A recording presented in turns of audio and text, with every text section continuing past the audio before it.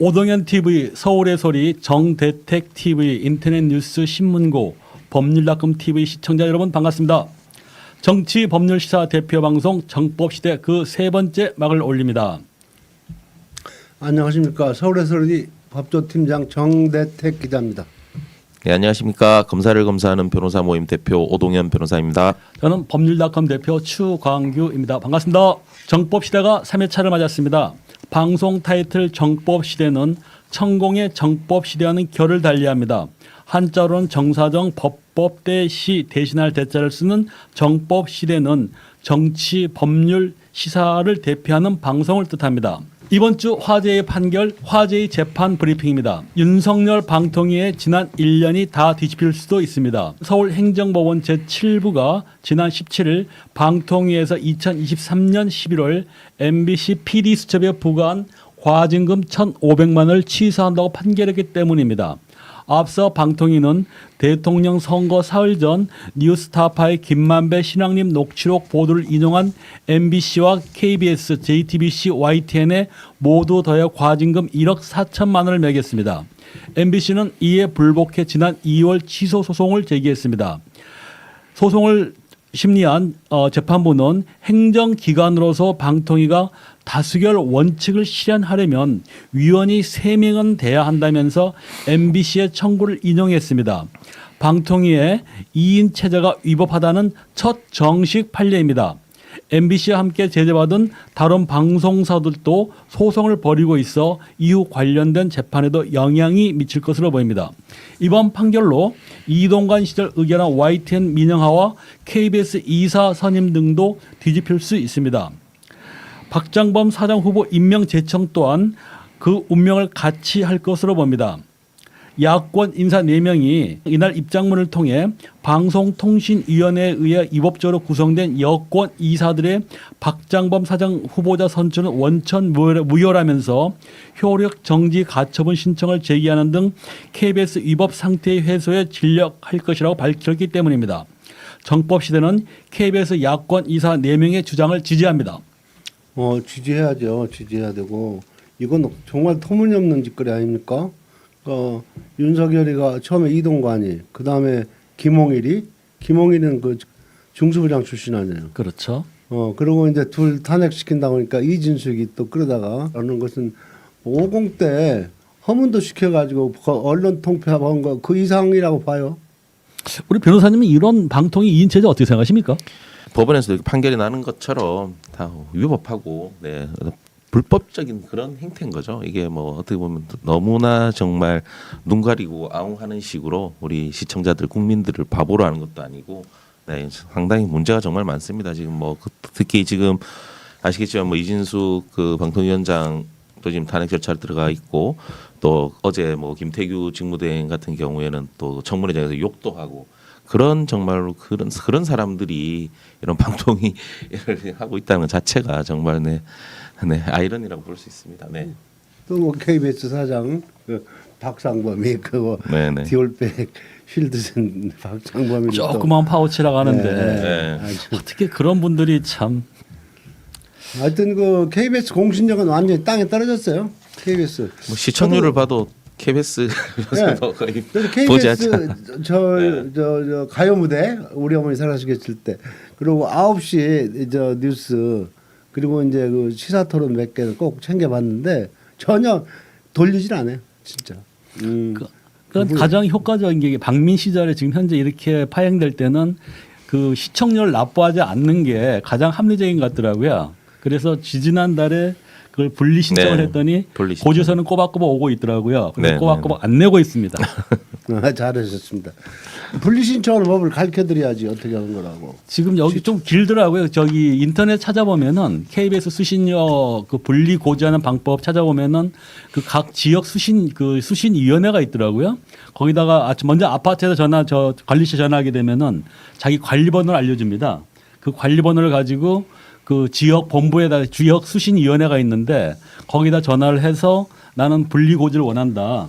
그 번호를 대고 하니까 한 달 지나니까 분리고지서가 오더라고요. 여러분들도 한번 이용해 보시기 바랍니다. 그러면 현재까지는 지금 전기요금에 합산서 냈던 거죠. 그렇죠. 분리고지 신청을 안 하면은 지금은 전기요금에 합산해서 계속 나오는가요? 그 유예 기간이 유예가 돼 있는 걸 알고 있거든요. 그러니까 당분간 계속 유지가 될 거고 결국 이제 KBS가 자기들 윤석열 정권의 입맛에 맞을 때는 다시 원위치 하든지 네. 하겠죠. 그래서 편법으로 지금 분리 고지한다고 하면 엄포만 하고 이제 실현을 하지 않고 있는 상황을 알고 있습니다. 잘 알겠습니다. 두 번째는 중대재해처벌법 유예기간 살인 면제 기간은 아닙니다는 꼭지입니다.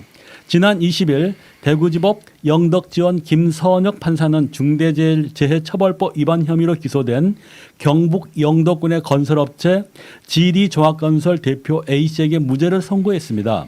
그는 2022년 7월 4일 영덕군 지방상수도 정비공사가 진행 중이던 도로에서 GD종합건설 소속 화물차 운전기사가 담벼락과 화물차 사이에 끼어 숨진 사고와 관련해 재판에 넘겨졌습니다. 사고자는 휴식 중에 주차 브레이크가 풀려 미끄러진 화물차와 담벼락 사이에 끼어 다발성 늑골 골절 등으로 숨졌으며 검찰 수사 결과 당시 현장에는 작업 지휘자가 없었습니다. 법원이 건설사 대표에게 무죄를 선고한 근거는 사고 당시가 중대재해처벌법 유예 기간이었다는 것이었습니다.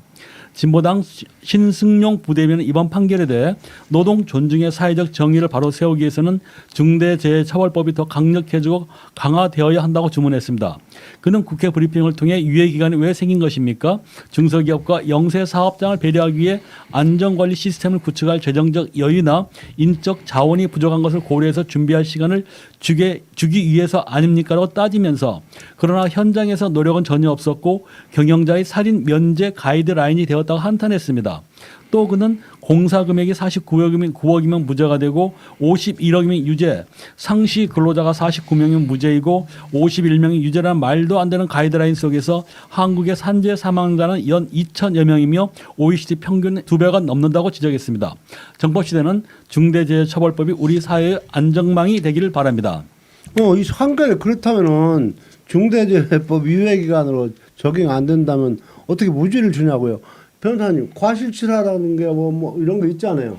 그렇죠. 그러니까 뭐 중대재해처벌법으로는 처벌할 수 없다. 뭐 그런 지지고 실질적으로 저희도 이렇게 실무상 중대재해처벌법 이제 시행되고 나서 이 관련된 좀 그 사건들을 많이 하고 있는데 실제로 중대재해처벌법 자체가 상당히 제한돼 있습니다.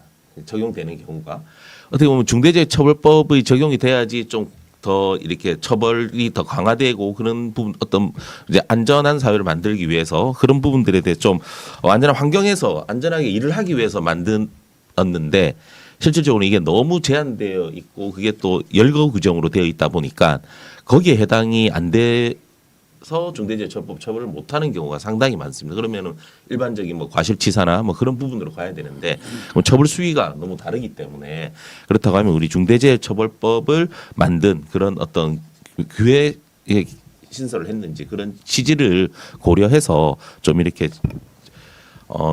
제대로 적용될 수 있게 그렇게 좀 입법하는 과정들을 좀 거쳐야 될 것 같습니다. 네. 근데요 그렇다면은 모르겠네. 저 민사소송에서 주의적 청구가 있고 예비적 청구가 있잖아요. 네네네. 근데 형사 이제 검찰이 기소할 때도 이제 그런 걸 적용할 수 있잖아 하던데요. 그 중대재해처벌법에 해당이 안 되면은 무슨 법으로 처벌해달라 해가지고 공소 제기할 때 그런 거 안 하는가요?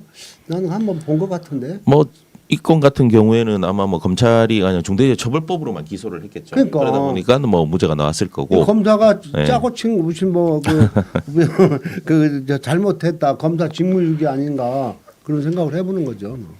그러면 이 부분에서 이제 그 경영자분들을 만나게 되면은 너무 위축된다는 이제 주장이 있거든요. 자 그러면은 이걸 좀 합리적으로 할 수 있는 방법 예를 들어서 어떤 중대재해처벌법을 위반을 했다 그러면 재산상의 어떤 불이익을 준다든지 회사에 이런 부분은 없을까요?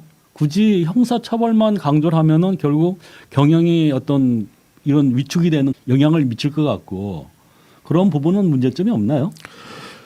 그런데 뭐 민사상 재산 뭐 어떤 민사상 어떤 손해배상으로 가는 부분에 있어서는 실질적으로 만약에 그 어떤 그 법인이든 대표든 개인적인 뭐 재산이 없다고 하면은 집행할 수 없는 그런 문제가 생기기 때문에 오히려 면죄부가 줄 수 있는 그런 경우도 발생할 수가 있거든요. 그래서 뭐 물론 모든 게 뭐 형사처벌이 능사는 아니지만 그래도 형사처벌 규정을 두면서 좀 더 조심스럽게 그렇게 좀 그런 안전한 환경을 만들어가는데 좀 더 신경을 써달라 그런 부분들에 있어서는 좀 뭐 경각심을 심어주지 않을까 그래 싶습니다. 네. 그러니까 제가 말씀드리는 거는 그런 어떤 처벌이 중요한 게 아니고 이제 돈 있는 사람 많거든요. 네, 기업하니까 네, 네. 그러면은 한마디로 이제 그 손해배상액보다 더 큰 과징금이랄까요. 너가 이렇게 잘못하게 해서 그런 기금을 모아서 또 어떤 안정 장치를 하겠다 내지는 피해자에게 주겠다. 그러니까 그 미국에서 하고 있는 그런 거액에 보상하는 거 있지 않습니까? 그런 게 필요하지 않나 싶어서 위를 드리는 겁니다. 징벌적 네, 징벌적 손해배상인데 네. 네, 그게 뭐 실제로 항상 그 징벌적 손해배상제가 도입돼야 된다. 전에부터 계속해서 이렇게 지금 문제 제기를 하고 있는데 아직까지 도입이 안 되고 있잖아요. 이게 그 부분에도 필요한 부분이죠. 그 부분들도. 네. 우리나라 같은 경우에는 실질적으로 뭐 손해배상이나 그 금액 자체가 너무 한정돼 있고 적기 때문에 어떻게 보면 실효성이 없는 경우가 많거든요. 미국처럼 징벌적 손해배상제가 도입이 되어가지고 정말 상당한 금액의 어떤 벌금이라든지 뭐 손해배상액이 인정된다고 하면은 그 부분에 대해서도 충분히 네, 고려해 볼 필요가 있을 것 같습니다. 네. 이 부분은 앞으로 한번 또 국회 간담회 있는 토론을 통해서 한번 짚어보도록 하겠습니다. 네. 세 번째입니다. 보훈부가 해야 할 일은 친일 청산이지 친일 양산이 아닙니다. 2005년 제정된 친일재산기속법에 따라 국가에 환수된 친일재산파 재산 일부가 수의계약 형태로 친일파 후손들에게 다시 매각된 사실이 뒤늦게 드러났습니다. 국회 정무위원회 소속 더불어민주당 이인영 의원실에 따르면 한국자산관리공사가 보훈부에서 위탁받은 필지 가운데 지난 2009년부터 수의계약으로 팔린 친일귀속재단 341건 중 최소 친일파 7명 재산 12필지가 건물과 묘소가 있다는 등의 이유로 후손에게 되팔린 것으로 확인됐습니다. 친일 청산과 역사 정립을 위해 특별법을 만들어서 재산을 환수했더니 이것을 맡아 놓았다가 다시 되팔았고 묵인해 준 것입니다. 25개 독립운동가 선양단체로 구성된 항단열은 22일 성명을 통해 국가 기속 및 확인 결정을 한 친일 귀속 재산을 수의 계약으로 도로 친일 반민족 행위자의 후손이 구매하게 해 친일 후손의 경제적 이익이 창출되는 부정의 상황을 규탄한다고 밝혔습니다. 국가의 기강이 뿌리째 흔들리고 있습니다. 철저하게 진상을 파악하여 바로 잡아야 할 것입니다. 전 이 부분은요, 뭐 국회에서 이번 국정감사에서도 의제로 올라왔고 기사도 봤는데 침소봉대한 거 아닌가. 아무리 친일 재산들이 환수됐어요. 그럼 그 안에 시골에 그 조상의 묘가 있어요. 묘가 있는 걸 매각 서울 공부서 가지고 유지할 필요는 없잖아요. 매각해야 되잖아요. 그러면 남의 조상 묘소가 있는데 그걸 누가 살 사람이 없어요. 그러면 이것이 이렇게 침수봉될 게 아니라 그런 정도는 도로 환매해 주는 것이 맞다. 저는 경험칙상 또 사회 도리상 윤리상 뭐 친일했다 해서 뭐 아주 그 사람이 그 친일 재산을 가지고 무슨 송병준이나 이완용인처럼 막 서울 근교에 있는 엄청난 땅이라면은 뭐 관심을 가져도 되지만 어디 시골 구석에 공시지가로 뭐 몇백만 원 나가는 땅을 가지고 무슨 환매해 줬다고 그런 건 침소봉대 아닌가. 저는 그렇게 생각합니다. 그런 부분도 있겠는데요. 지금 환매된 게 예. 13,000여 메다 제곱이거든요. 그러니까 약 한 3,000평, 3,000평 그렇게 많지는 않네요. 4,000평. 네네. 4,000평인데 한 사람한테 간 것도 아니고 뭐 그 초당 영국권자들한테서 어느 부분을 가져갔더만. 이 부분도 한번 다시 한번 짚어보도록 하겠습니다. 네. 네, 이번 코너는 화제의 재판과 판결을 가지고 심층 분석을 하는데요. 이번 주는 재산을 지키려고 사퇴한 구청장 사건을 분석해 보겠습니다. 먼저 이 사건 어떻게 시작된 거죠? 문헌일 서울의 구로구청장 이야기입니다. 문헌일 전 구로구청장은 1990년대 구로구의 정보통신회사 문엔엔지령을 차렸습니다. 네, 문 엔지니어링. 네. 서로 그리고 구로구청장이 되고 나서 확인된 비상장 주식 48,000주 약 170억 원에 달하는 금액입니다. 문 전 구청장은 지난 2022년 지방선거에서 구로구청장이 당선되었습니다. 이듬해 3월 인사혁신처 산하 심사위원회는 이해충돌을 막는 차원에서 해당 주식의 백지 신탁을 결정했습니다. 그러자 4개월 뒤 구로구에 있던 회사 주소지를 금천구로 옮기고 백지 신탁 불복 소송을 제기했습니다. 이 사건을 맡은 서울행정법원 행정사부 부장판사 김정중은 직무 관련성 결정 처분 취소 소송에서 원고 패소 판결을 한 것입니다. 재판부는 원고는 구청장 지휘에서 행하는 엔지니어링 사업에 관한 업무를 통해 회사의 경영 또는 재산상 관리에 관한 정보를 입수하거나 영향을 미칠 수 있을 것으로 보인다고 판단했습니다. 1심에서 모두 패소한 문헌일 전 구로구청장은 10월 15일 사퇴를 했습니다. 그는 법원 결정은 사심 없이 구정을 수행해온 자신에게 가슴 아픈 결정이라는 주장도 내놨습니다. 그러면 주식 그 백지 신탁이라는 게 공직자와 직무와 관련된 주식을 일정 금액 갖고 있으면 스탁 기간을 맡겨 이제 처분하더라는 제도인데 문헌일 이제 이 구로구청 전 구청장이 임기 2년 만에 이걸 거부하고 돌연 사퇴한 것 같습니다. 비판의 뭐 목소리가 거칠게 나오는데요. 우리 변호사님 어떻게 이 부분 지적하실 수 있을까요? 오늘 제가 그 남부교도소 잠깐 다녀왔는데 그러면서 이제 구로구를 천왕동이랑 구로구를 좀 제가 지나서 왔는데 여기저기 플랜카드를 많이 붙여뒀더라고요. 그 자기 재산 170억은 아깝고 또 보궐선거에 들어가는 한 30억 정도, 36억. 네, 30억 정도가 들어간다고 하는데 그게 다 국민 세금으로 또 이제 선거를 치러야 되지 않습니까? 이런 뭐 공직자로서 본인이 일단은 그렇게 지자체장으로 준비를 하고 했으면은 그 부분은 당연히 어느 정도 감수를 하고 그렇게 결정을 해야 되지 않았을까 하는 생각이 듭니다. 그렇기 때문에 뭐 이런 결정 자체가 상당히 좀 안타깝고 네, 참 어이가 없는 네, 그런 결정인 것 같습니다. 네. 이거 백지 신탁을 하면요, 그 경영권 상실하잖아요. 그런 욕심 때문에 그런 것 같아요. 그러면 하여튼 이런 건 아예 후보 입후보 할 때 아예 그런 걸 좀 심사를 해서 거액 자산가에 대해서는 그런 부분을 할 때 미리 백지 신탁을 받을 필요는 없나요?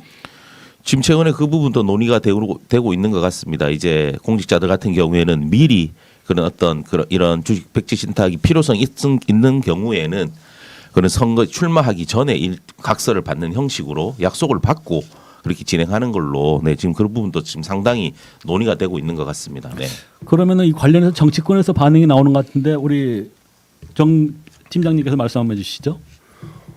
그렇습니다. 예. 더불어민주당 이재명 대표는 보궐선거를 하려면 수십억 원의 돈이 든다. 자기 돈 170억 원 귀하고 국민 돈 수십억 원은 흔한 것인가라고 강하게 비판했습니다. 국민의힘 문 전 구청장이 공직자윤리법상 백지 신탁 의무를 다하지 못한 것과 사법부 결정 이후 당 협의 없이 공직 사퇴에 대한 데 대해 송구하다고 사과했습니다. 구청장 사퇴로 구로구는 2025년 4월 2일 보궐선거를 치러야 됩니다. 그럼 오 변호사님 지금 문헌일 전 구로구청장이 자신의 재산을 지키려고 이제 국민이 뽑아준 것을 포기를 했는데요. 이게 지금 공직자의 자세로서는 어떻게 보시고 저희도 사실 황당하더라고요. 뭐 이번에 그 문헌일 전 구청장의 이런 어떤 사퇴 결정을 하고 그런 얘기들이 좀 많이 있지 않았습니까? 그 뭐 이런 공직자 특히 구청장 지자체장이 뭐 돈 있는 사람의 어떤 뭐 돈 있는 사람이 뭐 자기가 그냥 뭐 하고 싶으면 하고 하기 싫으면 안 하고 뭐 그런 게 아니잖아요. 그러고 한 지자체의 장으로서 그 구로 구민들의 선택을 받은 거고 그 구민들의 위해서 본인이 그런 일을 하기 위해서 본인도 그렇게 결정을 하고 선거를 나왔을 건데 자기 재산이 이제 막 백지 신탁을 해야 된다 이런 상황이 되니까 그런 구민들의 선택을 다 저버리고 그냥 사퇴를 한 거잖아요. 정말 공직자로서 무책임하고 어처구니가 없는 그런 행태라고밖에 볼 수가 없을 것 같습니다. 네. 근데 지금 현재 일각에서 나오는 게 이제 공직자윤리법에 따르면은 백지 신탁을 할 경우 이제 스탁 기간이 60일 이내 주식을 처분해야 한다는 그런 규정이 있더라고요. 이게 사유재산권 침해라는 의견도 있긴 합니다. 이 부분은 어떻게 해석을 해야 될까요?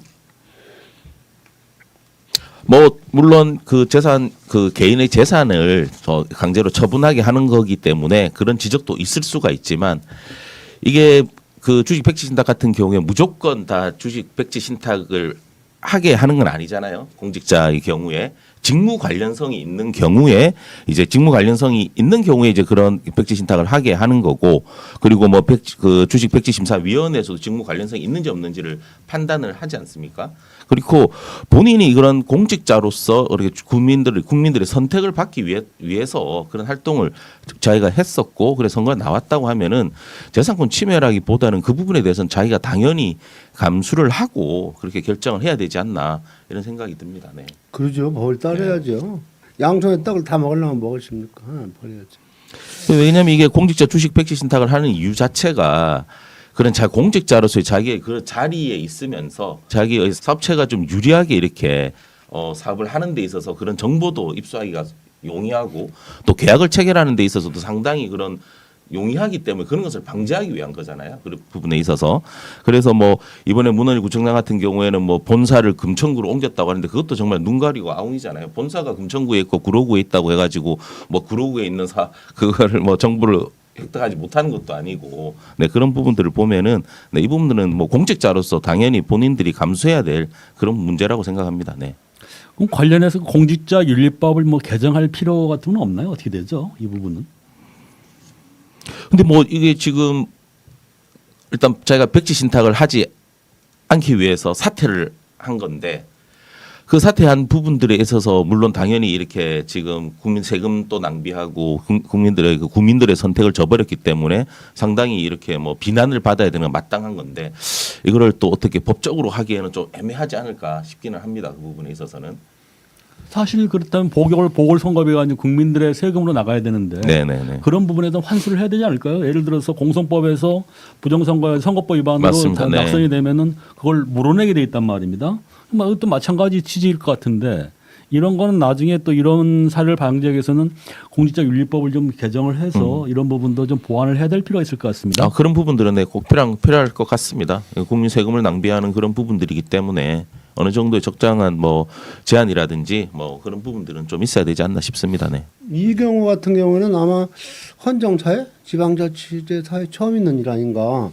무슨 뭐 부정한 일이 있어서 사퇴를 한다든가 뭐 저 법원 판단으로 이제 선거법상 뭐 자격을 상실한다든가 사망한다든가. 근데 이렇게 지금 자지 재산을 지키려고 자진 사퇴한 건 아마 처음이라서 아마 뭐 어떤 입법을 같은 보완하겠죠 법률로. 예, 그럴 것 같아요. 그래서 뭐 정치권에서도 아까 말씀하신 뭐 사전에 이제 주식 백지 신탁 관련된 약속을 받기 위한 그런 부분들을 좀 진행을 해야 될 필요성이 있다 이렇게 많이 지적하는 것 같습니다. 네. 당내에서도 검증이 가능할 것 같은데 차라리 이제 그 입법할 때 그렇죠. 당내 재산 경선 나갈 내역을 때 다, 네. 나는 포기하겠다. 네네. 뭐 이런 걸 갖다가 참 미리 사전에 약속 그 증서를 진구하면은 당내 경선 과정에서 충분히 뭐 그런 건 예방 조치가 될 것 같습니다. 네. 그러니까 우리 문 구청장께서 아주 큰 재미를 웃음을 안겨주셨습니다. 자 그러면 뭐 우리 그 구청장 사퇴 총평에 대해서 우리 정 팀장님께서 어떤 뭐 한 말씀 부탁드리겠습니다. 구청장 이제 토 세력이더라고요. 그리고 그러니까 이 사람 어떻게든 170억씩 자금을 그런 현금을 마련할 수 있었는가 그런 회사를 운영했는가 거기엔 분명히 탈제 같은 것도 따라가지 않았겠는가. 저는 최근에 희자되는 그 김건희 도이치모터스 주가 조작 같은 경우 이것도요. 제가 아는 김건희를 2003년도에 그 진건희 어머니 최은순을 통해서 처음 인사를 하고 그 과거도 알게 되고 1999년도에 결혼해가지고 그냥 가방만 들고 나와가지고 지 어머니가 운영하는 저 경기 북한강변의 금남리에 모텔 옆에 조그마한 농가에서 살던 내가 어떻게 그 돈을 투자했는가. 그 돈을 그러니까 얼마나 거짓말이냐면은 여성중앙인가 인터뷰한 거 보면은 지가 90년대 후반에 IT 산업에 투자할 돈을 벌었다겠는데 가는 90년대 IT 산업에 투자한 일이 없어요. 놀러만 다니고 그런 애지. 내가 알기로는 서초동에 있는 미술학원에 그 대학을 졸업하고 취직도 안 되고 하니까 있었다는 거고 한번 결혼했다가 파혼했다는 거고 라마단 르네상스에 출입했다는 거. 그럼 그 돈이 수십억이 어디서 나왔냐? 그러면 그 돈이 난 도이치모터스 권오수가 밑돈으로 대주고 명예만 빌려가지고 장난친 거 아니면은 그러면 최은순이가 2003년도부터 정대택이 돈 53억 저기 도천동 안소연 씨하고 저기 동업해가지고 이익 봤다고 약 90억 도천동에서 이런 돈을 김건희한테 줬다면 증여세를 물려드는 거 아니에요. 그래서 저는 그동안에 그 재판을 해오면서 여러 차례 김건희 소득에 대해서 국세청에 사실조회 신청을 했는데 안 해주더라고요. 제가 못한 것은 김건희 그 소득 증명하고 국세청 윤석열이 그 2013년도에 징계 받을 때 정직 1개월 그 회의록을 입수하려고 했었는데 못했는데 이것은 이 구청장의 그 어떤 불법 이런 기회를 이런 계기로 해서 한번 사찰도 해볼 필요가 있다고 봅니다. 이렇게 네. 엉뚱한 짓 그러는 사람들은. 좋은 말씀이십니다. 그 오늘 지금 녹화를 하는데 우리 정대택 팀장님께서 그 탄원서를 하나 들고 오셨습니다. 우리 이재명 대표 그 고압 사건 660 사건이죠. 공직선거법 위반 사건인데 정대택 법조 팀장께서 작성하신 탄원서에 있는 탄원 이유에 대해서 제가 읽어드리도록 하겠습니다. 탄원서 사건 2022 고압 660 공직선거법 위반 피고인 이재명 탄원인 정대택 위 사건의 피고인 이재명에 대한 검찰의 공소 사실은 범죄의 증명이 없으므로 형사소송법 제325조에 따라 무죄를 선고하여 주시라는 취지입니다. 탄원 이유입니다. 존경하는 재판장님, 탄원인은 21년째 검찰과 법원을 원망하며 대통령인 윤석열과 처 김건희와 장모 최은순과 송사를 계속하고 있는 75세 정대택입니다. 탄원인의 사건은 너무나 단순하고 명료하였음에도 검사 윤석열 등의 뒷배질로 진실과 거짓이 뒤바뀌게 되어 누명을 쓰고 징역 사료도 하게 되며 알게 된 사실은 일부 검사들은 물이 아래서 위로 흐른다고 수사하여 기소하는 사례를 직접 겪어보았으며 사기죄로 기소되어 무죄 판결도 선고받았습니다. 따라서 이 사건은 공직선거법 위반 혐의이고 범죄 사실은 수천 명의 직원 중 김아무개를 잘 모른다 했다는 것이고 상급청인 건교부의 공문이 협박이었다는 공소 사실인 바 법률 관계에 대하여는 변호인들이 충분히 변론하였으리라 믿습니다. 위 범죄 사실에 대하여는 탄원인의 형제자매 4남 3녀와 사촌 12명의 생사는 40명의 생질에 대하여 혼사관계와 생업수단도 알지 못하며 상급자 또는 상급기관에서 무엇을 이행하라 하면 외포심을 느끼는 것은 당연한 사실인 바 이런 기억을 형사소처한 사실은 폭군궁예의 관심법이며 폭군 연산군의 폭정이라 할 것이며 독재자들의 정적 죽이기라 할 것입니다. 현명하신 재판장님께서는 사건의 진실을 알고 계시리라는 생각을 가지고 있습니다. 문제는 그 진실을 본인이 어떻게 이해하고 표현하느냐에 따라 달라진다는 생각이 듭니다. 우리들 마음 안에는 양심이라는 아주 소중한 선물이 담겨져 있습니다. 그리고 이성이라는 또 다른 선물이 함께 있습니다.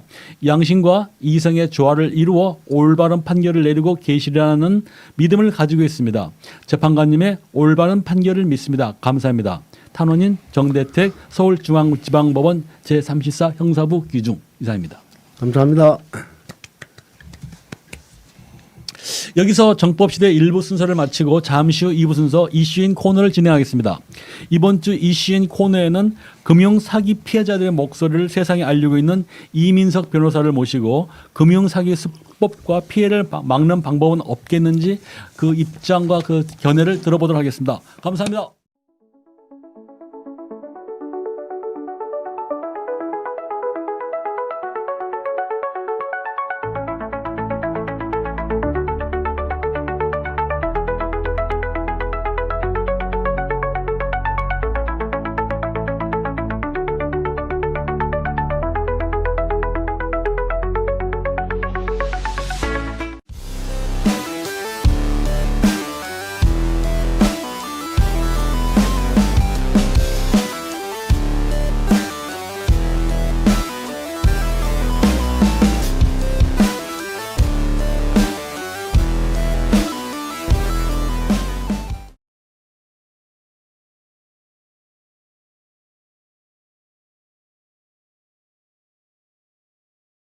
예, 안녕하세요. 예, 이민석 변호사입니다. 저는 뭐 예전에 그 검사 생활을 딱 1년 하고 때려쳐서 지금까지 변호사하고 있는데 참으로 답답한 일이 많습니다.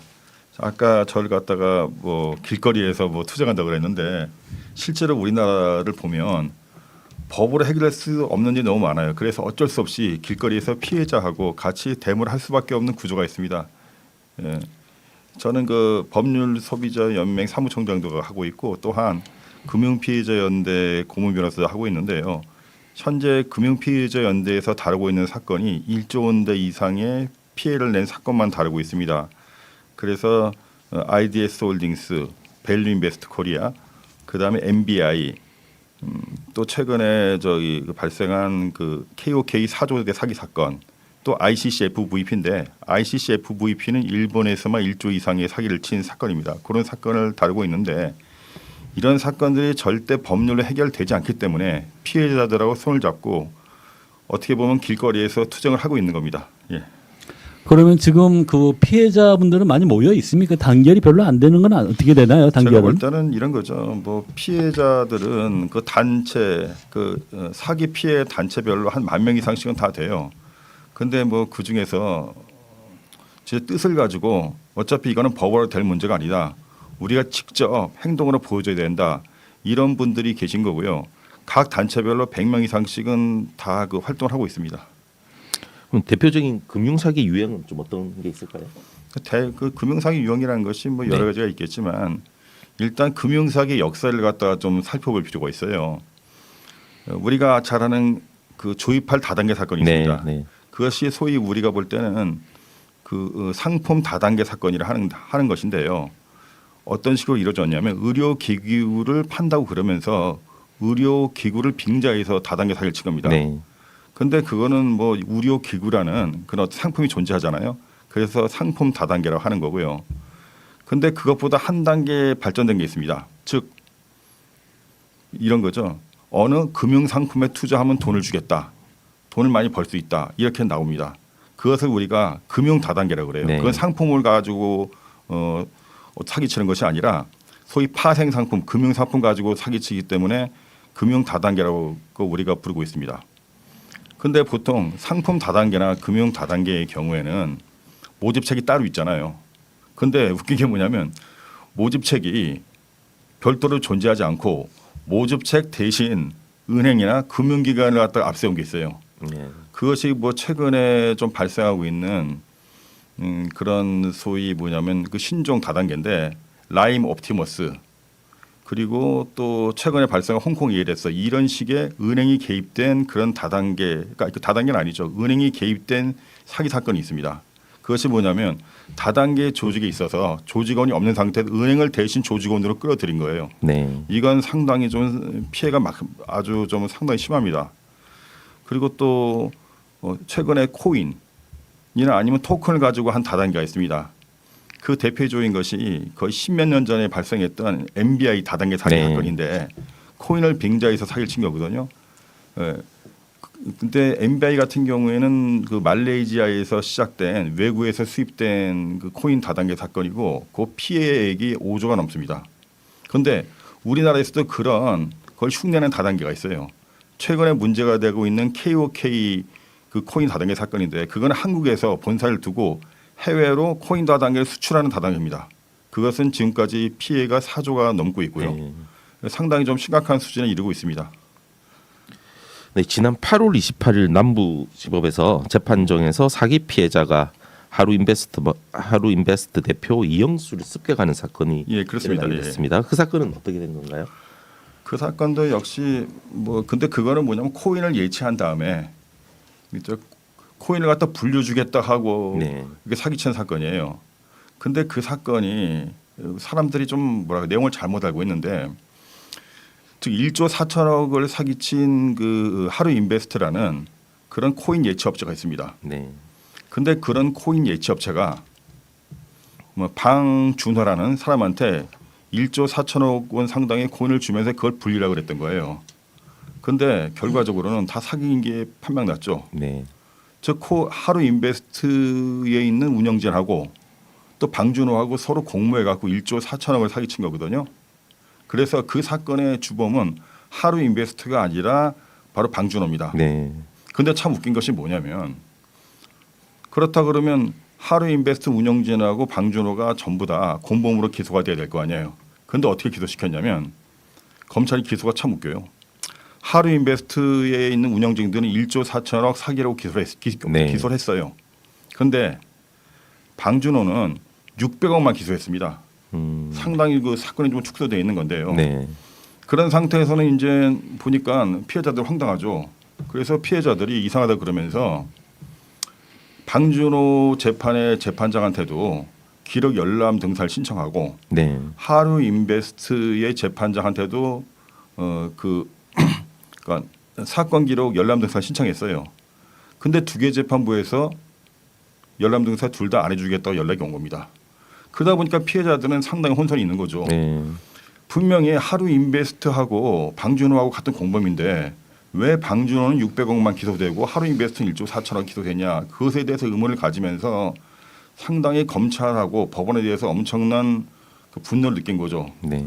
그런 가운데서 마침 8월 28일 날 하루 인베스트 공범에 대한 재판이 열리는데 피해자가 욱하는 마음에 준비해왔던 칼로 하루 인베스트 대표 이형수를 찌르게 된 겁니다. 네. 그런데 제가 얘기를 쭉 들어보니까 그 하루 인베스트 대표를 찌른 사람들은 처음에는 그 방준호에 대해서 굉장히 안 좋은 감정을 가지고 있었어요. 근데 그러면서 이제 검찰에 대해서 굉장히 많은 분노를 느끼고 있었죠. 그런 상태에서 하루 인베스트 재판을 보러 갔는데 하루 인베스트 대표가 계속적으로 거짓말하니까 욱하는 기분에 하루 인베스트 대표의 목을 찌르게 된 겁니다. 네. 그러니까 이 사건의 근본적인 원인을 제공한 거는 검찰이지 네. 뭐 언론에서 말하는 것처럼 법원에 뭐 경비가 잘못돼 갖고 찔렀다 이런 것이 아니란 겁니다. 여기에 대해서는 좀 언론에서 좀 경각심을 가지고 좀 취재할 필요가 있다고 봐요. 그러면은 그 가해자분은 지금 구속이 돼 있는 상황인가요? 네, 그렇죠. 가해자분은 살인 미수로 네. 현재 구속이 돼 갖고 11월 달에 첫 재판이 열릴 예정이고요. 근데 굉장히 웃기는 게 뭐냐면 1조 4천억 그 사기친 하루인베스트 대표는 지금 보석으로 나와 있어요. 네. 그리고 그 하루인베스트 대표 아니 하루인베스트하고 방준호 때문에 80억을 날린 그 피해자는 현재 깜빵에 있는 거고요. 네. 어떻게 보면 좀 뭐가 좀 잘못된 거죠. 지금 그러면 하루 인베스트 대표 이영수와 방준호가 지금 별개 재판부에서 재판을 받고 있는 예, 그렇습니다. 상황입니까? 예. 둘이가 그러니까 그 같은 남부 지법 맞는데 네, 네. 그러니까 하루 인베스트 공범들을 재판하는 재판부하고 방준호를 재판하는 재판부가 틀려요. 아예. 네. 그러니까 근데 이런 얘기를 했다고 그러더라고요. 방준호 600억 재판부에서 이런 얘기를 했다고 물었어요. 그 여러 가지 걸 볼 때 왜 방준호는 하루인베스트 그 공범들이 재판받는 1조 4천억에 대해서는 공범으로 기소가 안 돼 있냐 네. 이런 얘기까지 했어요. 그 판사가. 예. 근데 네. 나중에 한번 제가 좀 살펴봤어요. 네. 참 말이 안 되잖아요. 어떻게 일종의 어떻게 보면 주봉을 봐주기 수사하고 있는 거거든요. 네. 그랬던 나중에 알고 보니까 뭐 이 방준호라는 사람이 나이가 30도 안 돼요. 그 말도 안 되잖아요. 네, 네. 근데 내용을 쭉 살펴보니까 뭐 서울대학교 산업공학과를 졸업해 갖고 서울대 출신하고 같이 뭐 사기를 친 것 같더라고요. 근데 제가 여기서 느끼는 게 있죠. 도대체 방준호가 어떤 빽이 있길래 네. 공범들은 1조 4천억으로 기소가 되는데 방준호 자신은 600억밖에 기소가 안 되냐. 이것에 대해서 의문을 품을 수밖에 없고요. 그 8월 달에 방준호에 대한 판결이 있었어요. 네. 근데 징역 10년밖에 안 나왔죠.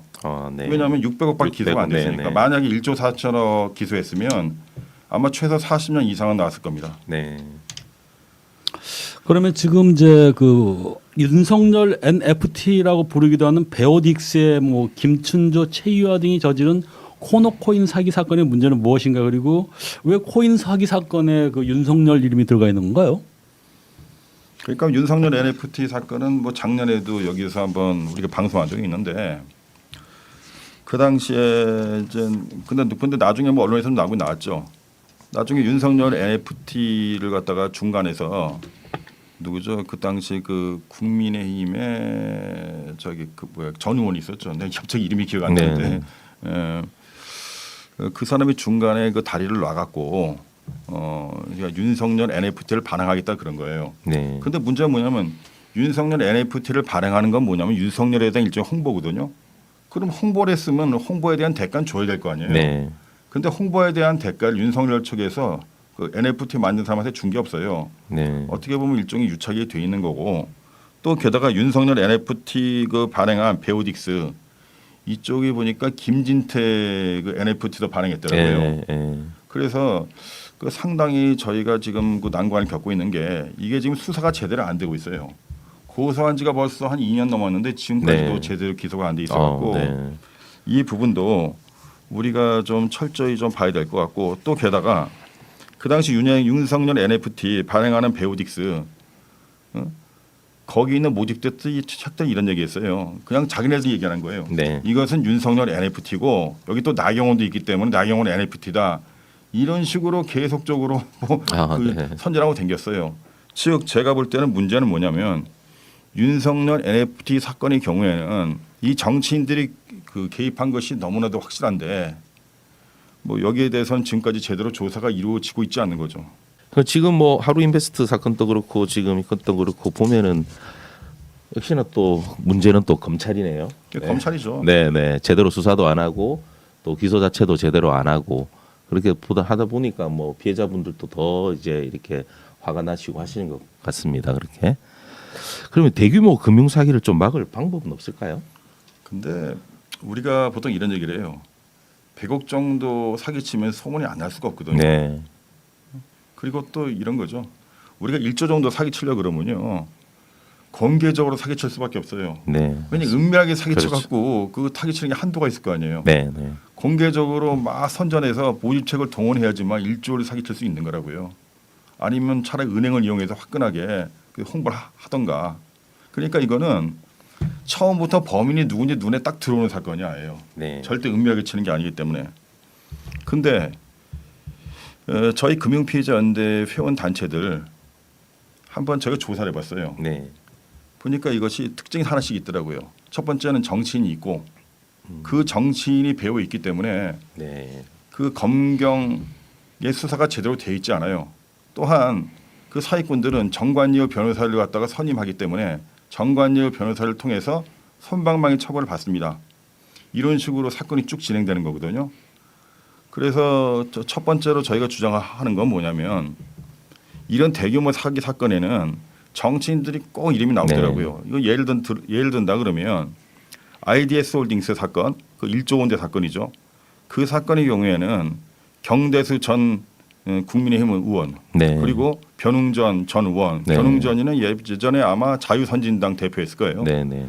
그다음에 또 벨린베스트 코리아 보니까 뭐 유시민 의원도 나오고 뭐 도종환 의원 이름도 나오더라고요. 네. 그리고 최근에 문제된 KOK 거기는 노웅래 의원하고 윤창현이 그다음에 또 김정민 의원 그 사람 이름도 나오는 것 같고요. 네. 그리고 또 실제로 국회의원들 이름만 나오는 게 아니라 구속된 사람도 있었어요. 네. IDS 홀딩스 같은 경우에는 그 이우연 전 새누리당 의원이 네. IDS 홀딩스 회장으로부터 불법 정치자금 받았다는 이유로 유죄 확정 판결이 나오기도 했어요. 그건요. 그것이 뭐 실제로 이런 것이 저는 전혀 실체가 없다고 생각하지 않아요. 그런데 그런 사람들이 있다 보니까 제 추측인데 검찰의 수사가 제대로 안 되는 거예요. 네. 네. 예를 들어 본다 그러면 IDS 홀딩스의 경우에는 어떤 문제가 있었냐면요. IDS 홀딩스의 대표인 김성훈이가 2014년 8월 달에 670억 사기를 쳤다는 이유로 기소돼서 재판을 받고 있었습니다.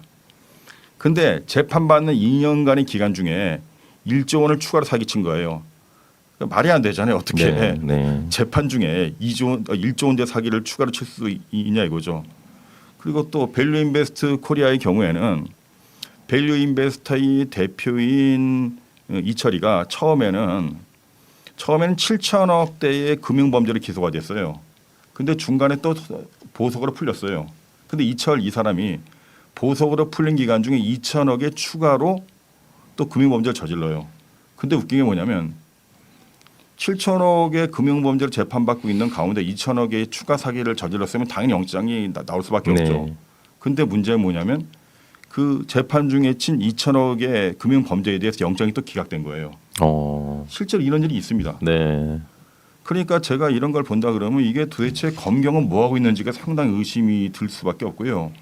또 그 와중에서 소위 대형 로펌이나 전직 대법관이 또 변호사를 갖다가 맡아요. 그러다 보니까 IDS 홀딩스의 대표인 김성호 같은 경우에는 재판 중에 1조를 사기쳤음에도 불구하고 징역 15년밖에 안 나왔고 네. 또 7천억 금융범죄를 저지르면서 그 중간에 2천억의 금융범죄를 저지른 밸류인베스트 대표 이철의 경우에는 총 14년 6월밖에 안 나왔습니다. 네. 근데 제가 한번 얘기를 드린다 그러면 미국 같은 경우는 좀 틀려요. 미국은 우리나라 돈으로 6천억 사기친 사업가가 845년 형을 받았어요. 네, 네, 네. 제가 볼 때는 뭡니까? 이거 진짜 우리나라가 과연 그 법이 있는 나라인지 상당히 의심스러울 정도고요. 최근에 보면 해외에서 그 60조 원의 코인 사기를 저지른 뭐 루나테라 그 운영도 곤도영? 있었잖아요. 네, 곤도영. 곤도영이 네, 그렇죠. 네, 네. 곤도영이가 우리나라로 계속 오고 싶었잖아요. 네, 네, 그 이유가 맞습니다. 있죠. 그렇죠, 네. 왜냐하면 형이 사기꾼에 대한 약하니까요. 형이 워낙 네, 약하니까 네. 한국에서 형을 받고 싶은 거예요. 네, 네. 그래서 제가 이런 걸 볼 때 우리나라는 진짜 사기꾼 공화국일 수밖에 없다는 네. 생각이 들고 가장 중요한 건 뭐냐면 이런 대규모 사기 사건의 배후에 있는 이 정관계 비호 세력들 네. 특히 그 부실 수사한 검사들 손방망이 처벌하는 판사들 이런 사람들을 다 척결하기 전에는 금융 사기는 절대 줄어들지 않습니다. 네, 일반적인 다른 형사 사건에 비해서도 상당히 형이 약하네요. 약하죠, 네, 그렇죠. 금액 피해 금액이나 예. 피해자 수에 비해서. 그리고 지금 변호사님 말씀하신 것처럼 우리 이게 정치인들이 관여되어 있다 보니까 예. 뭐 검경에서 수사도 제대로 하지 않고 예. 또 기소도 제대로 하지 않고 아까 말씀하신 뭐 방준호 같은 경우에는 겨우 600억 정도만 기소를 그렇죠. 하고 네, 또 황당하죠. 이 사기꾼들이 또 이제 그런 사기친 돈이 상당하기 때문에 그 돈으로 변호사를 또 다 선임하고 맞습니다. 네, 참 어떻게 보면 피해자분들 돈으로 변호사를 선임하고 또 재판받고 뭐 그런 상황인 것 같습니다. 네. 그러면 길거리에서 투쟁하시다 보면은 어떤 뭐 그런 애로사항 같은 거 없나요? 계속 가시다 보면은 집회하는 거 보면은 항상 우리 변호사님이 마이크 잡고 지금 선봉에서 사시는데. 아이고 저 힘든 일이 많이 있죠. 근데 제가 가장 힘든 거는 뭐냐면 이렇게 난리침에도 불구하고 검찰이나 법원이나 꼼짝하지 않는다는 거예요, 이게요. 네. 그게 참 문제인데 물론 제가 볼 땐 가장 근본적인 문제는 걔네들이 사기치도록 내버려둔 비호 세력이 문제예요. 저는 비호 세력들을 정치인 그리고 검사, 판사로 보고 있는데요. 네. 특히 검사가 문제예요, 검사. 제가 볼 때는 특히 IDS 홀딩스 같은 경우에는 672억 사기로 재판받고 있는 자가 추가로 1조 사기쳤는데 내버려 두잖아요. 네. 물론 뭐 나중에는 뭐 여러 가지 저 정관계 비호 세력이 밝혀졌지만 정관계 비호 세력이 있다 하더라도 지네들이 수사를 해야 될 거 아니에요. 그걸 안 하고 있다고요. 네, 네. 그리고 또 제가 여기서 또 아까 말씀을 들었는데 그 변호사들이 사기꾼 돈을 받고 변호하잖아요. 소위 정관예우 변호사. 네. 그것도 참 문제예요. 근데 문제는 뭐냐면 그 정관예우 변호사들이 소위 뭐냐면 과거에 고위층 뭐 판사나 검사를 했기 때문에 자기네가 받는 수임료가 그 작물이나 범죄의 수익이라는 거 모를 수가 없어요. 그렇죠. 네. 근데 네. 제가 볼 때는 한 가지 예를 든다 그러면 이종근 변호사가 있었어요. 네. 이종근 변호사는 그 검사 시절에 다단계 때려잡는 검사로 굉장히 유명한 사람이에요. 근데 그 사람이 뭐 최근에 발생한 1조 원제 다단계 사기 사건인 그 시더스 코리아로부터 수임료로 22억 원을 받았거든요. 네, 네. 그런데 그 사람이 검사일 때는 시더스 같은 걸 때려잡았는데 자기가 받은 그 돈이 네. 범죄 수익이라는 거 어떻게 모를 수 있어요. 그렇죠. 맞습니다. 또 그것뿐만 아니에요. 김현장이 있어요. 네. 김현장이 그 뭐야 곤도영 뭐 테라 루나로부터 네. 뭐 90억을 받았다고 그랬잖아요. 네. 그 90억이 범죄 그렇죠. 수익이라는 걸 네. 김현장이 모르겠어요. 맞습니다. 또 이번에 그 제가 이번에 뭐 좀 한번 살펴봤는데 하루 인베스트 방준호 사건 거기 변호사를 한번 쭉 봤어요. 네. 그랬더니만 뭐 거의 거기도 김현장이 껴 있더라고요. 그러면 김현장이 그쪽으로부터도 수십억대의 돈을 받았을 텐데 그것도 피해자들의 돈이에요. 그래서 저희는 이런 생각해요. 그 변호사가 받는 돈은 사기친 돈이고 범죄 수익이기 때문에 그 돈은 당연하게 피해자한테 와야 돼요. 네. 환수. 그러려면 어떻게 해야 되냐면 검찰이 그 사기꾼 변호사도 다 수사해 갖고 그 돈을 갖다가 몰수하고 그리고 그 사기꾼을 변호하는 변호사를 범죄의 수익 스스로 다 처벌해야 된다고 보고 있습니다. 그런데 지금까지 역사상 한 건도 처벌된 예가 없어요. 네. 근데 독일 같은 경우는 좀 특이합니다. 제가 독일의 논문을 보니까 1995년까지 독일에서 사기꾼 변호에서 수임료 받은 변호사를 처벌한 건수가 28건이 되더라고요. 네. 근데 우리나라는 한 건도 없잖아요. 네. 뭐 독일이 우리나라보다 뭐 굉장히 네. 민주사회 아니에요. 거기도 변호원의 변호권을 굉장히 중시하는 사회거든요. 그런 사회에서조차 변호사에 대해서 압수수색도 하고 또 처벌까지 합니다. 근데 우리나라는 해방 이후 지금까지 사기꾼 변호사가 받은 돈에 대해서 범죄 수익 스스로 처벌한 건이 단 한 건도 없습니다. 네. 그거는 뭐냐면 그만큼 검사, 판사, 변호사들이 어떤 카르텔을 형성하고 있다고밖에 보이지 않습니다. 그렇죠. 다 그 돈이 다 변호사 그 피해자들부터 나온 어떻게 보면 범죄 그렇죠. 수익이고 그렇죠. 범죄 수익 은닉에 해당하는데 그 예. 부분에 대해서 전혀 문제 삼지 않고 또 당연하다듯이 또 피해자들 돈이니까 수임료도 엄청나게 많이 그렇죠. 받잖아요. 네.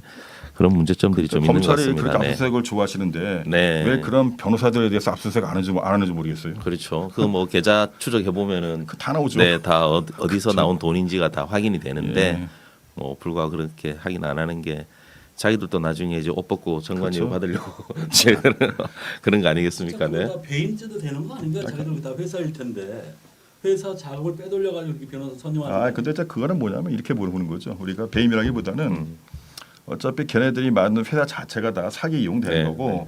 어차피 사기로 받은 돈이에요. 그러니까 사기 친 돈을 배임 만드는 게 있을 수가 없죠. 그렇죠. 그건. 네. 범죄 그냥 수익이라고 범죄 수익이죠, 다. 범죄 수익. 네, 네. 범죄 그래서 수익. 범죄 네. 수익 수수. 근데 참 웃긴 게 뭐냐면 올해 4월 1일인가 그때 그 총선 중에 국민의힘에서 이종근 일 갖다 범죄 수익 수수로 고발했어요. 네. 예. 근데 이제 물론 뭐 그거는 그 전에 금융피해자 연대에서 많은 문제를 좀 삼았었거든요. 네. 근데 그거는 그 당시 국민의힘이 워낙 선거가 밀렸잖아요. 네, 네. 그러다 보니까 이제 자기네들이 어쩔 수 없이 고발한 거예요. 음. 근데 만약에 국민의힘이 과반수 될 것 같았으면 고발 안 했겠죠. 저는 그 생각을 그렇게 하고 네. 그리고 국민의힘에서도 해도 분명히 그 사기꾼 변호한 변호사 많이 있을 거예요. 저는 이종근뿐만 아니라 국민의힘 내에서도 좀 조사해 갖고 자기네들 그 국회의원이나 당직자 중에 사기꾼 변호한 사람이 있으면 다 윤리위원회에 회부하길 바랄 뿐입니다. 네, 네. 네.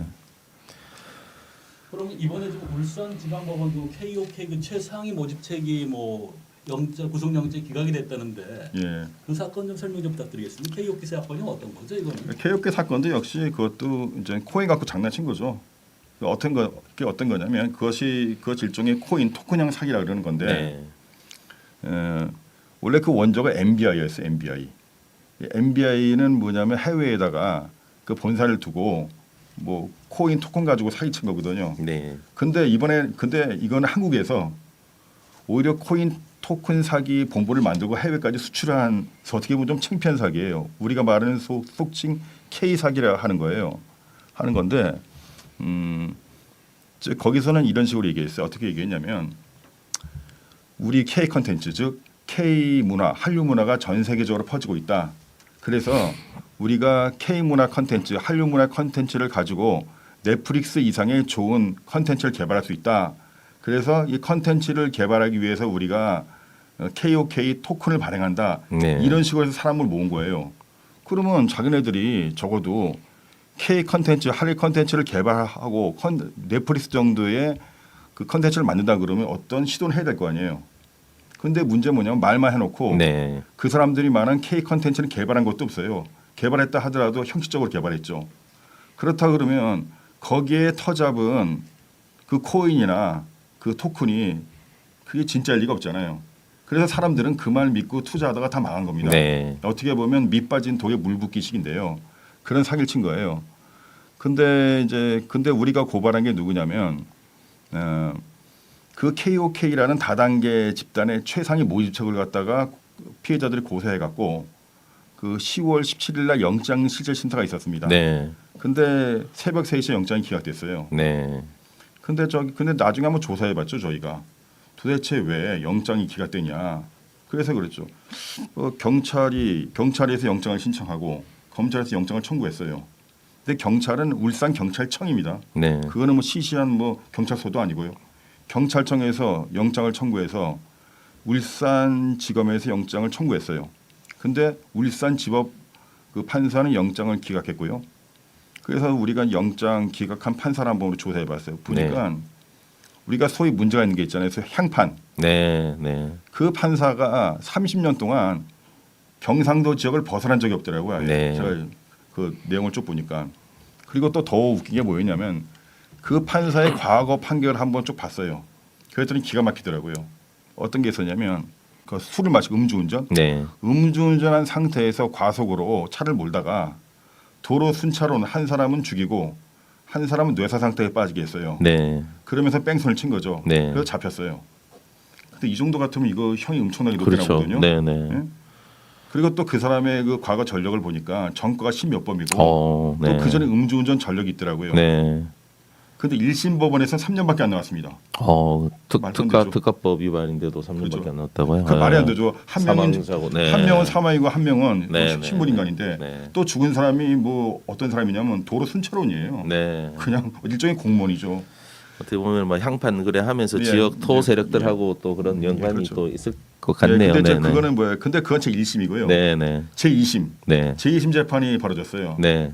그러니까 검사는 당연히 항소하죠. 네. 형이 너무 낮으니까. 네. 근데 제 2심 재판에 재판장이 누구냐면 송가병 영장 기각시킨 사람입니다. 아, 네. 근데 그 사람은 어떻게 판결 내렸냐면요. 1심의 형이 무겁다 그러면서 6개월 깎았어요. 오히려 3년에서 더 깎았. 2년 6월. 아, 그건 말이 안 되잖아요, 그거요. 네, 네. 그러니까 그래서 그 당시 언론에서 좀 문제가 삼았어요. 아니 어떻게 이런 놈을 형을 깎아주냐고. 네, 네. 근데 바로 그 판사가 이번에 그 KOK 최상위 모집자 송가병 영장을 기각시킨 판사. 기각시킨 예. 그 판사고요. 네. 그래서 피해자들이 지금 굉장히 많이 분노하고 있는 상태죠. 네, 네. KOK 그 자체가 코인 사기인가요, 그것도? 그것도 이제 어떻게 보면 저 코인 사기죠. 근데 처음에 토큰이야 토큰. 그거는 뭐냐면 그 KOK에 투자하면 토큰을 KOK 토큰을 준다 그랬어요. 근데 쉽게 얘기하면 이거죠. 그러면 그 사람들이 말하는 K 문화 컨텐츠는 있어야 될 거 아니에요. 모르겠죠. 근데 그것이 상당히 좀 부실해요.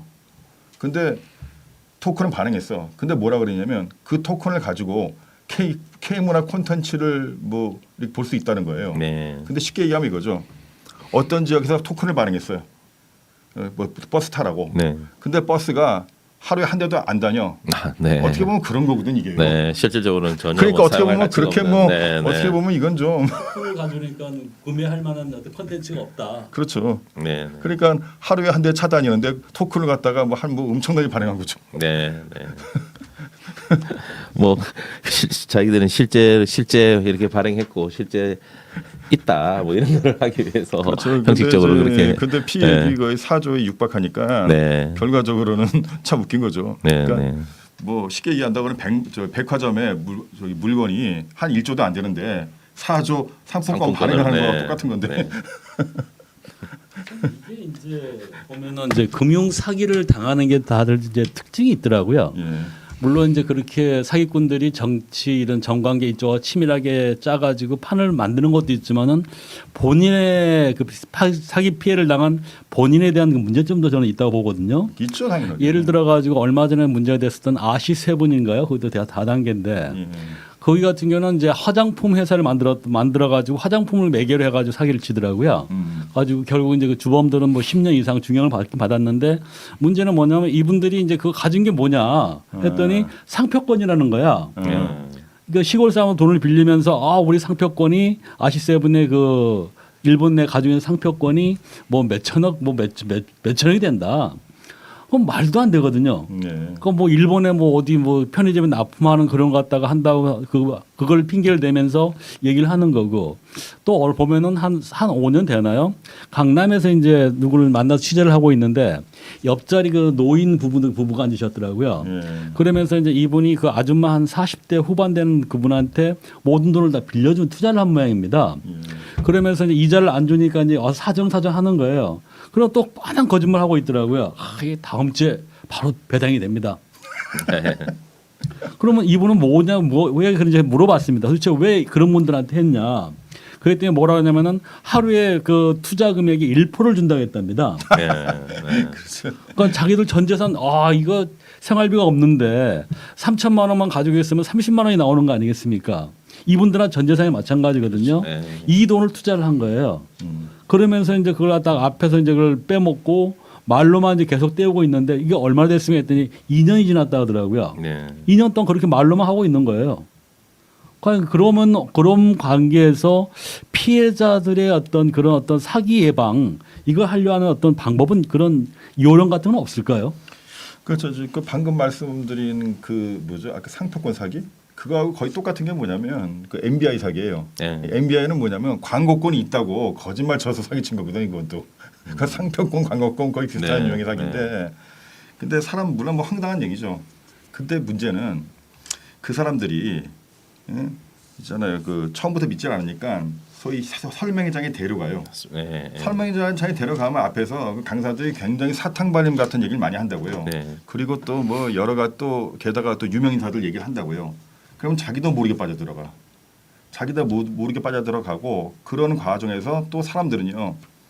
또 있죠. 맛배기식으로 처음엔 이윤을 줘. 맛배기식으로. 맞습니다. 네. 조금씩 그러다 보니까 네. 사람들이 막 속는 거예요. 네. 그러다가 나중에 어느 순간에 터지는 건데 물론 이것도 문제가 있다고 봐요.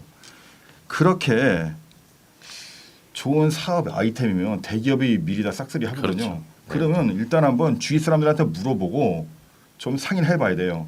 근데 웃긴 게 뭐냐면 우리나라가 있잖아요. 소위 이 사기 예방에 대해서 별로 신경을 안 써요. 물론 뭐 지하철 같은 데 가면 뭐 보이스피싱 이런 거 써 있는데 가장 문제가 되는 게 뭐냐면 이런 대규모 다단계 사건에 대해서는 뭐 홍보라든가 뭐 계몽이 전혀 없어요. 그리고 또 가장 결정적인 게 있죠. 누구나 다 아시겠지만 강남역에서 서울역까지 다단계 사무실 있다는 것은 누구나 다 압니다. 누구나 네. 다 알아요. 그 정도 같으면 경찰이나 검찰에서 단속 한번 나올 만 하거든요. 잘한다 그래요. 경찰이나 검찰에서 정치인들 그 압수수색할 그 역량 가지고 거기 한번 쳐봤으면 좋겠어, 솔직히 말해서. 네. 그러면 아마 좋은 빌딩을 다 다단계에서 차지하고 있는 그렇죠. 건가요? 강남 대로변에 있는 빌딩. 그렇죠. 아니 왜냐하면 검찰 능력 같은 건 충분히 돼요. 그렇죠. 그러니까 네, 정치인에 들어갈 역량 같은 일부를 갖다 그쪽에 투입한다 그러면 아마 네. 윤석열 대통령 지금 지지율 한 50% 넘었을 겁니다 아마. 네. 예, 실질적으로는 검찰권을 지금 쓸데없이 지금 허비하고 있는 그런 상황이. 네. 그러면 개인 입장에서 이걸 사기를 안 당하려면 어떤 주의 다시 한번 정리를 짧게 해 요령을 뭐 하나만 좀 몇 가지 팁을 좀 말씀해 첫 주신다면. 번째는 일단 그걸 알아야 돼요. 이 사람들이 항상 하는 레파토리가 있어요. 갑자기 정치인하고 같이 찍은 사진을 딱 내세우면서 네, 네. 아 유력이 안심하고 나오지. 네. 안심하고 투자해라 막 이래요. 그럼 사람들이 일단 속는다고요. 네. 응? 속고 그러면 그러니까 이것이 첫 번째 레파토리는 유명한 정치인 인사를 많이 딱 내세웁니다. 네. 그런데 그거 사귈 가능성이 높아요. 예를 들어서 삼성이나 뭐 현대가 물건 광고하는데 정치인들 내세워서 광고하지 않잖아요. 그렇죠. 네. 그렇죠. 그거 딱 보면 알죠. 네. 물건에 자신이 없다는 증거예요. 거기서부터 벌써. 또 두 번째는 뭐냐면 이런 거죠. 재무제표가 있어야 될 거 아니에요. 네. 그러면 재무제표 좀 보여달라 그래야 돼요. 근데 그런 데서는 항상 재무제표 보여달라 그러면 뭐 지금 뭐 왜 해외에서 여러 가지 문제가 있기 때문에 보여줄 수 없다 이런 식으로 얘기한다고요. 그러면 재무제표가 없다는 건 뭐예요? 사업이 실체가 없다는 얘기예요. 네. 네. 또 세 번째는 뭐냐면 이 사람들 특징이 있어요. 뭐 있잖아요. 뭔 놈의 설명회가 그렇게 많고 뭔 놈의 야유회가 그렇게 많아. 주로 뭐 일주일에 한 번씩 설명회가 있고 한 달에 한 번씩 무슨 야유회가 있어요. 네. 이런 거 자꾸 얘기한다 그러면 의심부터 해봐야 돼요. 왜 그러냐면 그 사람들이 설명회 야유회하는 이유가 있어요. 그런 걸 안 하면 사람들이 의심하는 사람이 생기잖아요. 네, 네. 그럼 의심하는 사람을 없애기 위해서 설명회를 막 데려가. 그럼 계속 가스라이팅이 되는 거예요. 네. 또 그거 갖고도 부족하니까 우리 잠을 자면서 한번 얘기해보자 하면서 또 야유회를 가요. 네. 또 수련회 가고. 그러니까 그런 것을 딱 보면 우리가 사귄지 일단은 딱 알아야 돼요. 첫 번째 아까 말했듯이 정치인들 너무 많이 내세운다. 네. 그리고 재무제표 보여줄 생각도 네. 안 해. 네. 그리고 또 수시로 설명해 수시로 야유회다. 이거는 거의 사기라고 보는 것이 네. 뭐 99.9%죠. 자, 그럼 만약에 이제 금융 사기를 당했다 하면은 어떻게 해야 될까요? 금융 사기 당했다 그랬으면 첫 번째는 일단은 그러니까 일단은 고소부터 해야 돼. 고소부터. 그렇죠. 근데 항상 그 모집책들이 그래요. 뭐라 그러냐면 조금만 기다려 보라고. 아마 네. 중간에 뭐 자금이 약간 경색돼서 그럴 거다. 그리고 나중에 또 어떤 말을 하냐 그러냐면은 또 검찰이 들먹거려요. 거기도 역시. 네. 검찰이 우리를 탄압하는 거다. 그렇게 말하면서 뭐 별의별 네, 얘기를 네. 다 해요. 근데 그런데 절대 넘어가시면 안 되고 일단은 자기한테 소개한 모의책부터 일단 고발해야 돼요. 네. 그리고 또 두 번째는 피해자 단체를 만들어야 돼. 왜냐하면 이런 대규모 사기 사건은 이거는 분명히 뒤에 네. 엄청난 백들이 있단 말이에요. 그렇기 때문에 개인적으로는 절대 대응하기가 대응할 수가 쉽지 없어요. 않다. 그래서 네, 네. 피해자들이 피해자 연대라도 만들어서 공동으로 대처하고 또 공동으로 기자회견하고 공동으로 고발도 해야 돼요. 그런 거 해야 됩니다. 그렇게 하지 네. 않으면 또 덥거든요. 그리고 또 가장 중요한 건데 우리 피해자들이 항상 가서 하는 소리가 있어요. 검찰 수사 똑바로 해라. 네. 경찰 수사 똑바로 해라. 항상 그 경찰이나 검찰 수사를 갖다 항상 지켜봐야 돼요. 왜냐하면 피해자들이 달랑 그 고발장만 내놓고 가만히 있으면요. 그렇죠. 그냥 덮어버려야 해요. 맞습니다. 네. 그래서 아시겠지만 저희 그 금융피해자연대에 있는 단체들 물론 뭐 100% 해결된 건 아닌데 어느 정도라도 해결되는 이유는 뭐냐면 피해자들이 서로 뭉쳐서 네. 검찰하고 경찰에 대해서 규탄하면서 감시하기 때문에 어느 정도라도 되는 거예요. 그거 하지 않으면 다 덮습니다. 네. 특히 뭐 IDS 홀딩스 같은 경우 피해자가 나서지 않았으면 그 뒤에는 누구예요? 뭐 경대수 의원이나 변웅전 의원이 알려졌을 리도 없겠고 이원 의원이 유죄 판결 받았을 리도 없어요. 네. 이것은 진짜 우리나라 현실이거든요. 왜냐하면 내가 검사예요. 근데 알고 보니까 뭐 내가 아는 무슨 그 의원들이 거기에 관여돼 있고 또 내가 아는 정관예우 변호사가 있어. 네. 그러면 웬만하면 안 하려고 그래요. 그렇죠. 네. 네. 그래서 피해자들이 직접 나설 수밖에 없어요. 우리나라는 절대 법치주의 국가가 아니기 때문에 그 당사자가 나서서 그걸 뭐 폭로하고 이러지 않은 이상은 검찰은 덮습니다. 그러니까 검찰의 부실 수사가 검찰이 뭐 역는 수사하는 것도 크나큰 문제겠지만 우리 피해자 여러분 볼 때는 가장 큰 문제는 알면서도 수사하지 않는 검사, 덮는 검사 이게 더 큰 문제입니다. 이게. 네. 네. 그래서 우리 피해자들이 그 집회할 때마다 하는 소리가 딱 두 마디 있어요. 첫 번째, 검찰이 주범이다. 검찰을 박살내자.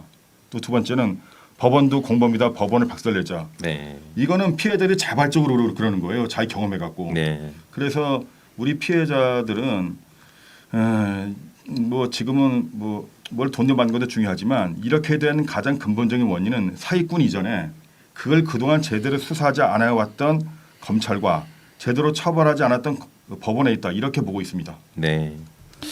그러면은 만약에 내가 금융피해를 당했다. 그러면 예. 어찌 변호사님 이쪽에 피해자 단체들한테 어떤 도움을 받으려면 어디로 연락해야 될까요?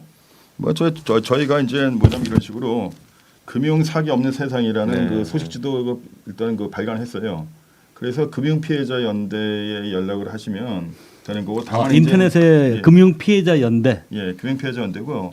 근데 다만 이제 저희가 뭐 아무나 다 받을 수는 없고 왜냐하면 네. 우리나라 사기가 워낙 많아요. 그렇죠. 네, 맞습니다. 1년에 한 30조 정도가 피해자가 발생하는데 뭐 우리 단체는 주로 이제 주로 같이 투자하는 것이 1조 이상 그 피해를 본 그 사기 사건 네. 주로 그쪽을 갖다가 담당하거든요.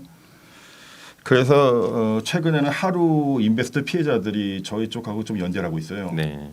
근데 그러니까 우리 단체만 가지고는 너무 그 역량이 부족하기 때문에 1조 이상 피해자가 발생한 그 사기 사건만 담당하고 있는데 근데 엄밀히 말해서는 이거는 우리가 할 게 아닙니다.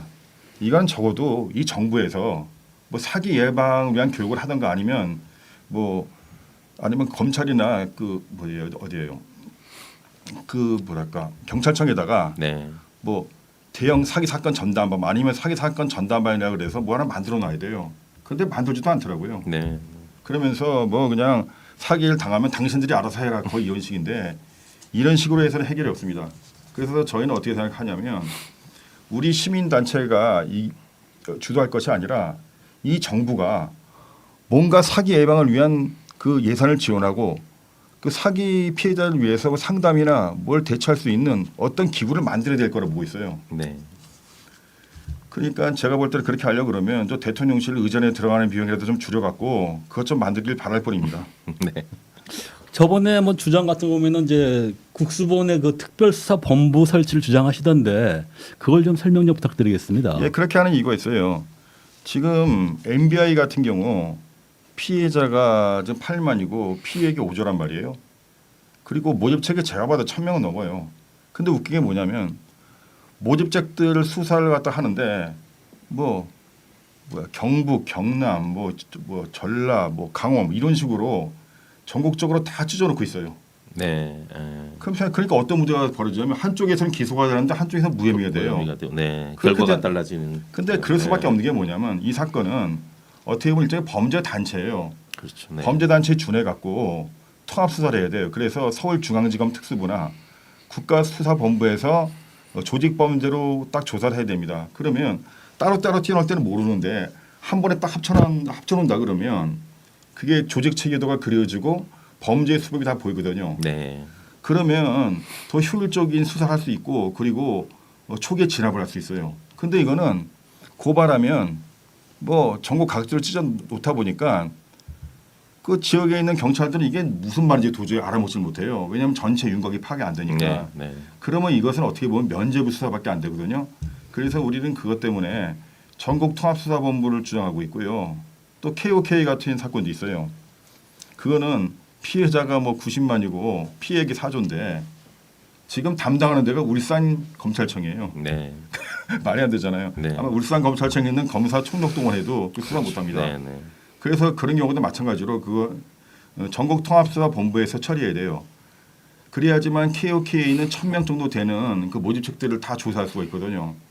근데 제가 볼 때는 MBI 사기나 KOK 사기나 이거 진짜 검사가 수사할 용의가 있는 건지 경찰이 수사할 용의가 있는 건지 의심스러울 정도입니다. 그래서 저희는 주장하는 게 그런 사건들은 전국 통합수사본부에서 수사해라 이렇게 주장을 하고 있는 거죠. 네. 네. 그럼 이제 끝으로 이민석 변호사 하실 말씀 있으시면 또 한번 부탁드리겠습니다. 네. 어느 사회에나 사기는 다 존재합니다. 그런데 지금 최근에 와서 갑자기 뭐 사기가 급증하고 있잖아요. 네. 뭐 한동훈 법무장관님이 예전에 이런 얘기를 했어요. 뭐 민생 범죄 척결이 힘쓰겠다. 근데 한동훈 법무장관님께서 들어오신 이후에도 사기는 줄지 않았고 지금 1년에 평균 30조 원 정도의 그 피해가 발생하고 있습니다. 그리고 사기를 줄이려고 그러면 검사가 제대로 수사를 해야 되거든요. 네. 근데 우리 피해자들이 고발장 딱 갖다 내고 그래버리면요. 전국으로 찢어버리던가 아니면 울산 같은 데 보내갖고 사건을 축소하고 있어요. 그럼 뭐예요? 그러면 사기친 놈들은 오히려 더 힘을 얻어요. 아, 우리가 사기쳐도 그냥 사건 다 찢어버리고 엉뚱한 데를 보내면서 수사를 갖다 지지부진하고 있다. 이때야말로 우리가 돈 벌 절호의 찬스다. 그래서 오히려 사기꾼들을 더 사기친다고요. 사기꾼 공화국이 되는 거네요. 그래서 사기꾼 공화국이 되는 겁니다. 그래서 말로만 뭐 민생범죄 해결한다 그러지 마시고 진짜 통합수사본부 세워서 제대로 수사하시고요. 그리고 뭐 우리나라 사기가 뭐 1년에 그 피해액이 30조인데 사기를 갖다 예방할 수 있는 효율적인 조치를 일단 세우시고요. 또 거기에 대한 그 사기 예방 예산도 좀 책정해 주시고 또 사기만 전담할 수 있는 그런 네. 특별수사본부나 특별재판부 좀 설치해 주시기 바랍니다. 예, 이것이 저희 피해자들이 원하는 거고요. 그리고 저희 피해자들이 이런 생각도 했어요. 강남역에서 설림역까지 행진할 생각입니다. 네. 행진하면서 우리가 주장할 게 있어요. 제발 저기 있는 다단계 사무실 압수수색 좀 해라. 그 정치인들한테 사용할 그 수사 인력이 10분의 1만 가져도 그 다단계 사기 많이 좀 줄일 수 있다. 이런 것이 바로 정치이고 이런 것이 바로 범죄 없는 세상 아니겠습니까? 그래서 네. 여야 할 것 없이 진짜 민생을 위하는 길에 좀 나서 줬으면 좋겠습니다. 이상입니다. 오늘 출연해 주신 이민석 변호사님에게 감사드리고요. 앞으로도 정법 시대는 대규모 지방 금융사기 예방과 피해자들의 목소리를 알리는데 작은 힘이나마 보태도록 하겠습니다. 이상으로 정법 시대 세 번째 방송을 마무리하도록 하겠습니다. 다음 주에도 이 시간에 시청자 여러분을 만나도록 하겠습니다. 감사합니다. 감사합니다. 감사합니다.